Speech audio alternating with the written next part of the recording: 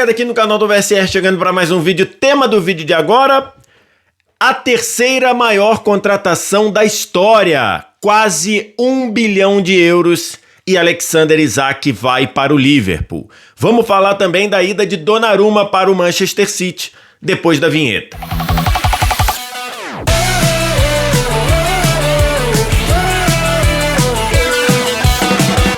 Chegando com um vídeo novo aqui no canal do VSR na manhã desta terça-feira, você já deixa o like, se inscreve no canal, você faz isso aqui embaixo também, primeiro comentário fixado do vídeo, tem um link para você baixar o app do Flash Score. Eu sempre falo do Flash Score aqui no canal, é patrocinador aqui do canal, mas é o aplicativo que eu uso para ficar bem informado, para ter estatísticas, acompanhamento de jogos, classificação, tudo isso em tempo real. E aí você pergunta, quanto que você paga para ter o Flash Score? Zero. E é zero mesmo, não tem pegadinha. Nada para baixar, nada para usar. Só vir no primeiro comentário fixado do vídeo, clicar no link que tem nesse primeiro comentário, vai te jogar para sua loja de aplicativos aí do seu sistema e você faz o download de graça e começa a usar.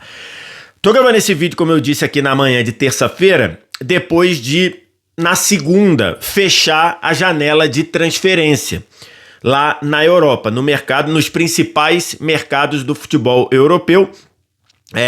Ainda, se eu não me engano, dos países mais relevantes, acho que a Turquia fica aberta até o dia 10, mas as 5 principais ligas, as ligas que brigam por Champions e tudo mais, a janela está fechada, ok? E aí, eu queria falar aqui de algumas contratações, de alguns negócios, mas basicamente falar de 2. A ida do Donnarumma para o Manchester City, que também se confirmou, e a ida principalmente do Alexander Isak para o Liverpool. Eu vou começar indo à página do Flash Score lá no Instagram, tá? É só ir lá, abrir teu Instagram, botar lá Flash Score, tem páginas de várias línguas, inclusive em português, mas eu vou à página em inglês, Flash Score oficial, que lá tem várias, o feed tem várias informações interessantes pra gente dar uma olhada. Se você começa aqui, eu tô rolando aqui, tá? Você começa ali a confirmação. Essa primeira postagem eu vou falar dela mais especificamente aqui. Tem o Donnarumma indo pro Manchester City, a confirmação. Depois tem aqui uma seleção, um time das maiores transferências por posição. Então, as transferências mais caras desta janela, a seleção ficaria assim: Chevalier, do Lille para o PSG, Frimpong, Zabarni, Huijsen e Carreiras, né? O Frimpong do Liverpool, o Zabarni que foi para o PSG, o Huijsen, ambos zagas, os dois eram zaga do Bournemouth, né? Foi para o Real Madrid, o Carreiras foi para o Real Madrid. Zubimendi, volante, que foi para o Arsenal. Eze e Wirtz, os meias, o Wirtz foi para o Liverpool, o Eze foi para o Arsenal. Na frente, o Voltemade, que foi para o Newcastle, o Isak, que foi para o Liverpool, e o Ekitike, que foi para o Liverpool. Essa seria a seleção dos mais caros da temporada. E aí tem outras coisas que a gente analisa aqui. O Akanji trocou o City pela Inter de Milão.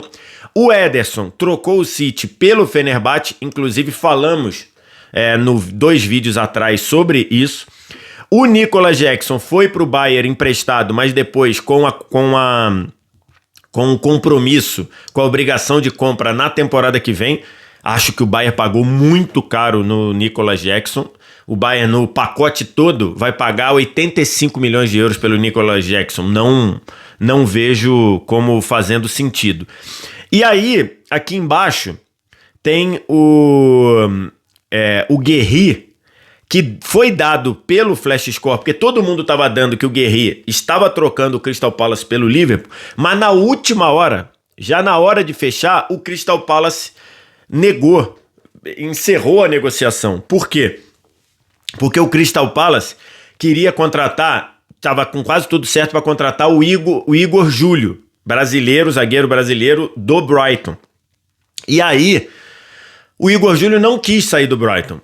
E ao não conseguir contratar um outro zagueiro, o Crystal Palace desistiu de vender o Guerri para o Liverpool, porque o técnico do Palace, o Glasner, o Oliver Glasner disse, beleza, se vocês venderem o Guerri sem repor, eu vou entregar meu cargo. E aí o Crystal Palace voltou atrás. Então, uma das, talvez hoje, a única carência no time do Liverpool, que seria uma outra opção para a zaga, o Liverpool não conseguiu suprir nessa janela. O Liverpool vai ter que segurar as pontas até janeiro e talvez em janeiro contratar alguém, talvez o próprio Guerri, né? Porque o Guerri fica sem contrato no fim do ano que vem, no meio do ano que vem. Então, essas basicamente aqui as transferências. O Hincapié trocou o Leverkusen e foi para o Arsenal, mais uma opção da zaga também. Então, essas seriam as transferências. E aí, lógico, que o grande chamariz da janela é a ida do Alexander Isak para o Liverpool. O Flash Score preparou essa lista aqui das 10 maiores transferências da história do futebol e a transferência do Alexander Isak, a terceira maior de todos os tempos. E aí não considerando a correção monetária, tá? Eu estou considerando aqui, nessa imagem, está considerando apenas o valor que foi pago no momento da transferência. Eu sei que financeiramente não é o mais certo, né? Mas só considerando que a variação do euro é muito pouca, né? Não é igual outras moedas que a inflação come o tempo todo. O euro também come, mas não tanto. Então, aqui é só o valor sem a correção monetária. A transferência do Isak para o Liverpool, do Newcastle para o Liverpool, 150 milhões de euros, é a terceira maior de todos os tempos. Só perde para os 222 milhões de euros do Neymar, trocando o Barcelona pelo PSG, e os 180 milhões de euros do Mbappé, trocando o Mônaco pelo PSG, ambas ocorridas no meio de 2017. Um primeiro momento, para quem talvez não acompanhe muito a Premier League, né? Se bem que não sei se alguém que gosta muito de futebol não acompanha a Premier League, mas deve ter, pode ter. E tudo bem, não tem problema nenhum, nem todo mundo é obrigado a acompanhar tudo. Pode ter se espantado, mas hoje o mercado da bola envolve muito dinheiro. E claro que quanto mais os clubes recebem de direito de transmissão, quanto mais eles cobram pelo ingresso, quanto mais eles recebem de fornecedor de material esportivo, quanto mais eles recebem de patrocínio de camisa, é lógico que quanto mais dinheiro circulando no futebol, é lógico que o preço dos jogadores e o salário dos jogadores vai crescer. Isso é uma coisa natural, isso é uma coisa esperada. Quanto mais dinheiro envolvido, quanto mais dinheiro um negócio gera, mais a remuneração e o valor dos não vou dizer insumos, que são pessoas, né? Mas, entre aspas, o valor da matéria-prima sobe. Então, era algo natural. Hoje, se você considerar 150 milhões de euros num jogador como Isak, quanto custaria o Messi lá atrás se ele fosse vendido? Quanto custaria o Cristiano Ronaldo se fosse 10 anos atrás, 20 anos atrás? Quanto custaria, o Ronaldo Fenômeno? Quanto custaria o Zidane? Quanto custaria o Pelé? Quanto custaria o Maradona? Beleza, isso daí esses exercícios são sempre muito tentadores de serem feitos, mas a gente trabalha com o que tem hoje. E hoje, o mercado do futebol, em especial o mercado da Premier League, nunca teve tanto dinheiro circulando dentro do universo da Premier League. E ao ter tanto dinheiro circulando assim, para você tirar um jogador, para você buscar um jogador dentro do mercado da Premier League, é muito caro. Então, o Newcastle não queria vender o Isak, não precisava vender o Isak, só que o jogador queria ir, o Liverpool queria, e aí, para você fazer essa conta de chegar, o preço vai escalando, vai subindo, enfim, e aí o Isak custou 150 milhões de euros. Tem toda uma questão que explica esse valor. Primeiro, é uma transferência dentro da Premier League, por isso que eu estou falando. Talvez se o Isak tivesse ainda saindo lá do futebol espanhol, ele com certeza não custaria tanto. Segundo, o Isak já está adaptado ao ambiente Premier League. Terceiro, o Isak tem um excelente número de gols nas últimas 3 temporadas. Nas últimas 3 temporadas, se você considerar a temporada 22-23 para frente, só 2 jogadores fizeram mais gols na Premier League do que o Isak. Só 2. Um é o Haaland e o outro é o Salah. O Isaac fez quase 70 gols nas últimas 3 temporadas só na Premier League. Então isso custa caro. Tem uma questão aí, e eu tô falando isso achando que o valor é muito caro.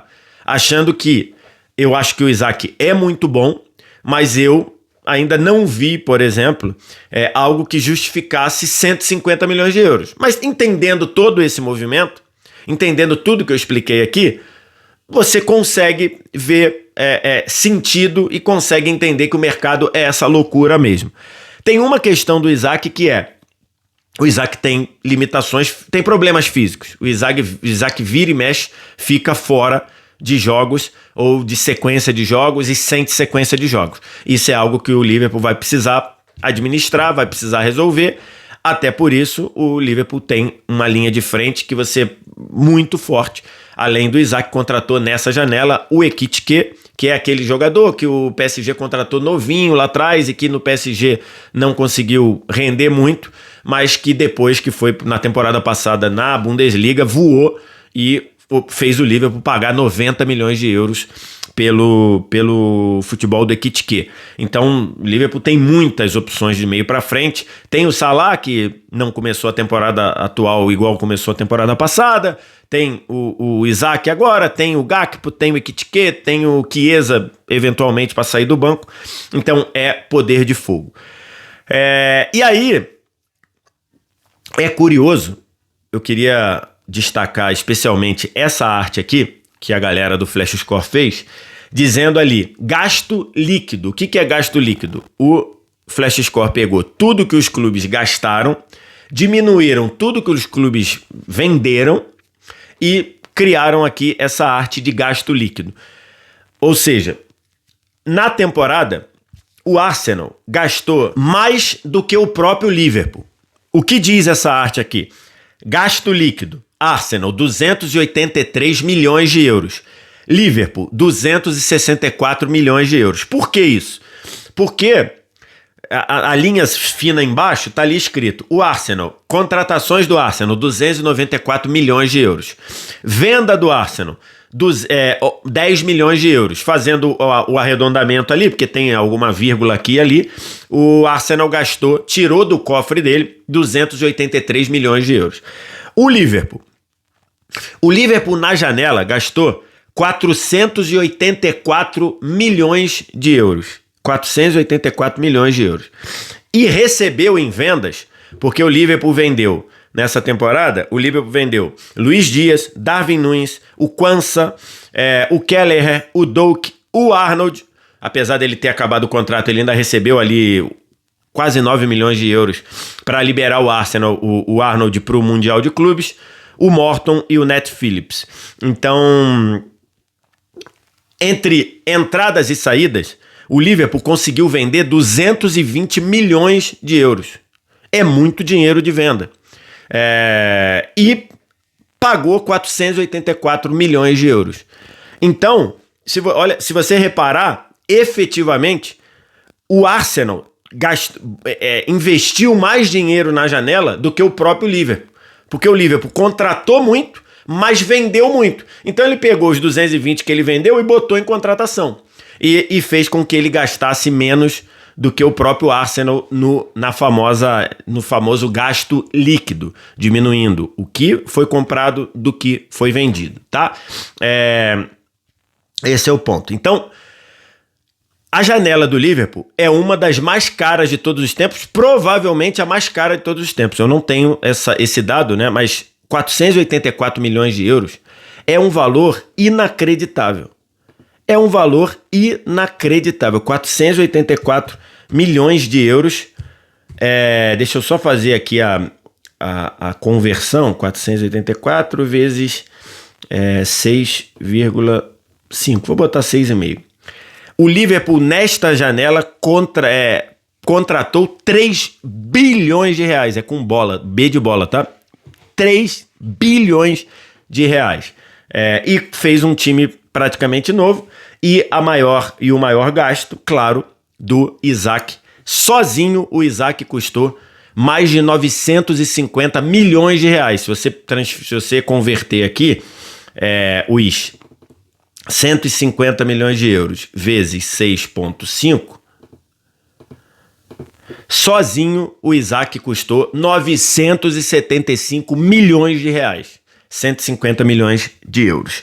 É curioso, né? Porque o Klopp, nos últimos anos, sempre reclamava, e a torcida reclamava, do Liverpool não investir. Enquanto o Chelsea investia pra caramba, o City investia pra caramba, o próprio United gastava muito, mas gastava mal, o Arsenal começou a gastar pra caramba também, e o Liverpool não gastava. E aí isso estourava lá no Klopp, que fez um ótimo trabalho, perdeu 3 Premier Leagues por detalhe ali, fazendo 90 pontos ou quase isso, e o Liverpool não gastava. Na temporada passada o Liverpool praticamente não gastou, na temporada passada. O Liverpool não ofereceu reforço na temporada passada, só o Chiesa para vir do banco lá como uma aposta, para meio que para se recuperar, e o Arne Slot entregou, mesmo sem reforço, entregou uma Premier League da forma que foi. E aí nessa janela o Liverpool soltou a grana, a FSG, né, que é a empresa que é dona do Liverpool lá, soltou a grana e o Liverpool montou um timaço. O Liverpool tem muitas opções e o Liverpool agora é favorito para ganhar a Premier League e favorito e tá na briga aí para ganhar a Champions também, né? Se você considerar todos esses reforços. Isso é o que eu queria falar aí. Acho que com o Isaac o Liverpool ganha aí um poder de fogo ainda que transforma o Liverpool como favorito da Premier League. Pra gente fechar aqui, queria falar rapidamente do Donnarumma, tá? O Donnarumma, de fato, foi para o City. Foi para o City. A gente estava falando sobre essa possibilidade no vídeo que eu falava do Ederson. O Ederson foi para o Fenerbahçe, mais ou menos ali entre 12 e 14 milhões de euros que o City vai receber do Fenerbahçe. E aí pegou esse dinheiro, juntou mais alguns milhões e pagou na casa de 30 a 35 milhões de euros ao PSG para contratar o Donnarumma. Acho que o Ederson, como eu disse no vídeo, já tinha escrito a história dele com o Manchester City. Acho que para o Ederson é uma boa mudar de ares. Não sei se ir para o Fenerbahçe é a melhor coisa, foi a melhor coisa. Ele poderia ter ido para o Galatasaray não quis esticar a corda para oferecer mais, o City não aceitou, e aí ele acabou indo para o Fenerbahçe. O Fenerbahçe não disputa Champions, e o Fenerbahçe hoje não bate de frente com o Galatasaray no Campeonato Turco. Mas acho que é bom para o Ederson mudar de ares, e aí vem o Donnarumma para o Manchester City. Tem uma questão nessa contratação. O Donnarumma hoje, eu acho que hoje ele é um melhor goleiro, nesse momento ele é um melhor goleiro que o Ederson, eu acho.